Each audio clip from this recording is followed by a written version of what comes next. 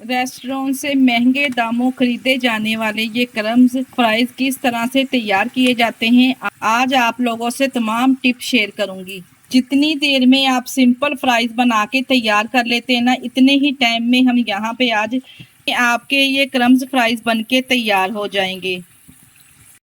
बिस्मिल्लाहिर्रहमानिर्रहीम। अस्सलाम वालेकुम। कैसे हैं मेरे प्यारे प्यारे व्यूअर्स?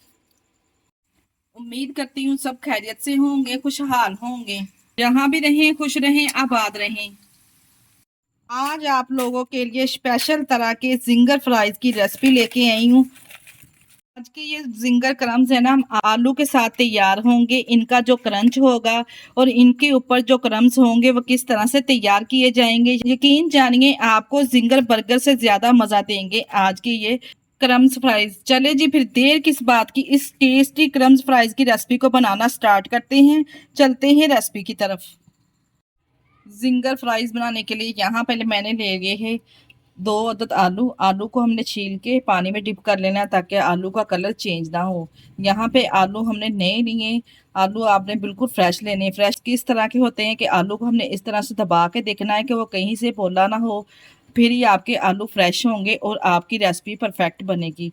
यहाँ पे अब आप कटिंग करना देख लें। फ्राइज बनाते वक्त कटिंग तो हर कोई कर लेता है, पर मगर एक जैसी और इक्वल कटिंग हर कोई नहीं कर पाता। मशीन के बगैर ही इतनी जबरदस्त हम आलू की यहाँ पे कटिंग करेंगे। देखे जी, एक आलू में से इसमें से मैंने 4 से 5 स्लाइसिस इस तरह से निकाल लेने हैं। स्लाइसिस देखे जी कितना पतला और कितना मोटा होना चाहिए। ना हमने ज्यादा इसको पतला रखना है और ना ही हमने स्लाइस को ज्यादा मोटा रखना है। आप इस चिप्स की कटिंग को कटिंग बोर्ड पर भी इस तरह से कटिंग कर सकते हैं। यहाँ पे देखे जी, फिंगर की शेप में हम इसको शेप देते जाएंगे और स्लाइसेस को इस तरह से कटिंग करते जाएंगे। जो नई सीखने वाली बच्चियां हैं ना आजकल, तो आपको पता है उनको यहाँ पे कटिंग सिखाना बहुत ज़रूरी है। इसलिए यहाँ पे आपके साथ मैं कटिंग शेयर कर रही हूँ ताकि उनको पूरी वीडियो की अच्छे तरीके से समझ आए। यहाँ पे तमाम आलू की इसी तरह से कटिंग कर लेंगे। देखिए जी, आसानी से इसकी कटिंग हो जाएगी इस तरह से। तमाम आलू की यहाँ पे मैंने अच्छे तरीके से कटिंग कर ली है। अब आलू को हमने 3 से 4 साफ पानी से धो लेना है ताकि आलू का जो तमाम स्टार्च है इसमें से अच्छे तरीके से निकल जाए और जो हमारे फ्राइज है वो काफ़ी हद तक क्रिस्पी बन के तैयार हो। और अब यहाँ पे हम इसको किसी स्ट्रेनर में निकाल लेंगे, जिसका पानी तमाम रिमूव कर देंगे। अब यहाँ पे एक बाउल ले लेंगे, इसमें शामिल करेंगे 1 कप मैदा। अब यहाँ पे फ्राइज को फ्लेवर देने के लिए मैं इसमें शामिल करूंगी 1 टीस्पून नमक और इसके अलावा इसमें शामिल करेंगे 1 टीस्पून ही कुटी हुई लाल मिर्च का और 1 टीस्पून हम यहाँ पे इसमें सूखा धनिया ऐड करेंगे। धनिया को ज्यादा मैंने बारीक नहीं किया, 2 हिस्सों में सिर्फ हमने धनिया को डिवाइड कर लेना है। और इसके साथ ही 1 टीस्पून इसमें हम जीरा पाउडर ऐड करेंगे। इससे डालने से ना आपकी जो फ्राइज का फ्लेवर है ना वो 100 गुना बढ़ जाएगा। अब यहाँ पे ध्यान देने वाली बात है कि हमने 1 कप मैदे में ना इसकी कोटिंग तैयार करने के लिए 1 कप पानी ऐड करना है। इसकी कंसिस्टेंसी बिल्कुल परफेक्ट होगी ना तो आपकी रेसिपी बिल्कुल 100% सही बन के तैयार होगी। यहाँ पे ये वाला मैंने 1 कप मैदा लिया था, 1 कप ही हम इसमें पानी शामिल करेंगे। हाफ हाफ करके पानी शामिल करेंगे और अच्छे तरीके से यहाँ पे इसको मिक्स कर लेंगे। हाफ कप पानी शामिल करने से अच्छे तरीके से मैंने इसको मिक्स कर लिया और दोबारा से जो हाफ कप पानी है देखे जी वो भी मैंने इसमें ऐड कर लिया है।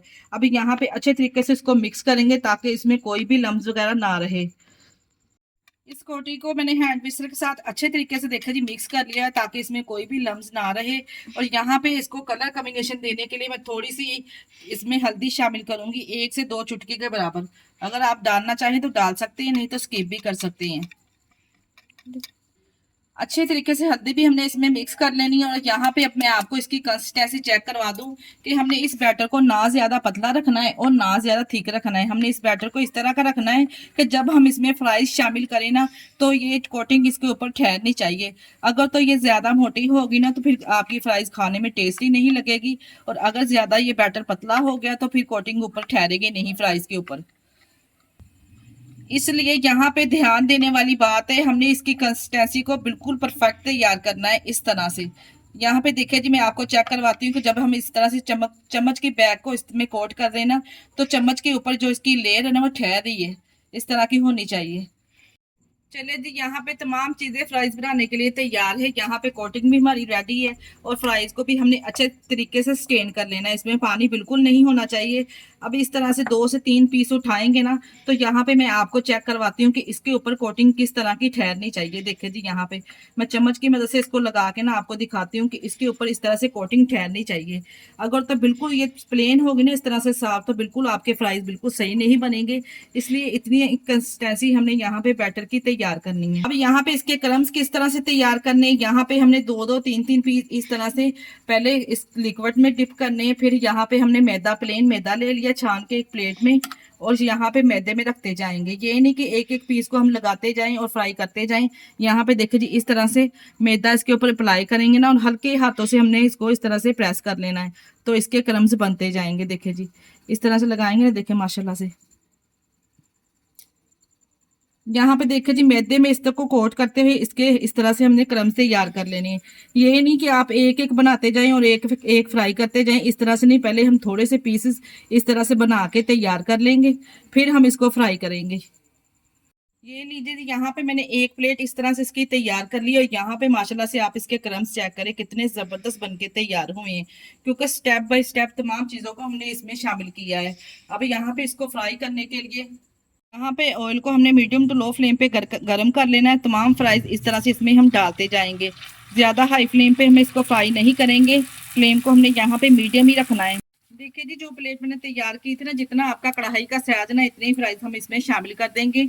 1 से 2 मिनट के लिए तो बिल्कुल भी हम इसको नहीं छेड़ेंगे।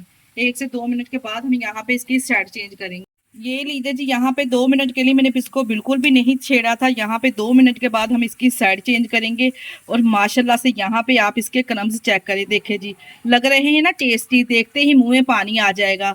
महंगे दामों मिलने वाले रेस्टोरेंट से ये फ्रेंच फ्राइज आप घर पे किस तरह से तैयार कर सकते हैं, आपने वीडियो को स्किप किए बगैर देखा करें, ताकि आपसे वीडियो का कोई भी पार्ट मिस ना हो।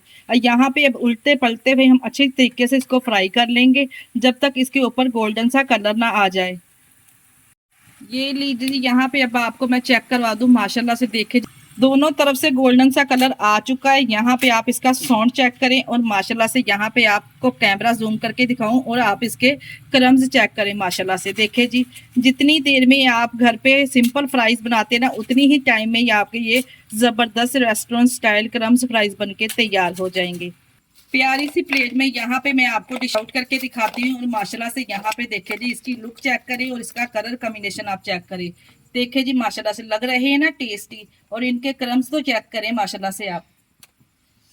ये लीजिए जी, माशाल्लाह से बहुत ही जबरदस्त ये क्रम्स फ्राइज बनके तैयार हुए हैं। केचप के साथ आप इसको सर्व कर सकते हैं। यकीन जानिए, बच्चों के साथ साथ बड़े भी बहुत ही लाइक करेंगे, और ये इतने ज़बरदस्त बनके तैयार होते हैं ना। एक दफ़ा आप लोगों ने रेसिपी को ज़रूर ट्राई करना है। अगर रेसिपी ट्राई करें तो मुझे आप लोगों ने अपना फीडबैक लाजमी देना है, और आप हमारी वीडियो किस सिटी से वॉच कर रहे हैं हमें कमेंट बॉक्स में लाजमी बताया करें। मुझे आप लोगों के प्यारे से कमेंट का इंतज़ार रहेगा। इसके साथ ही अगर आप लोगों को हमारी वीडियो ज़रा से भी अच्छी लग रही है, तो आप लोगों से मेरी गुजारिश है कि प्लीज़ आप लोग हमारी वीडियो को लाइक और चैनल को लाजमी सब्सक्राइब कर दिया करें। अपने अजीज़ों में, रिश्तेदारों में भी हमारी वीडियो को शेयर कर दिया करें। इसके साथ ही मुझे दीजिए इजाज़त। अपना बहुत सारा ख्याल रखिएगा और हमें दुआओं में याद रखिएगा। ओके, अल्लाह हाफिज़।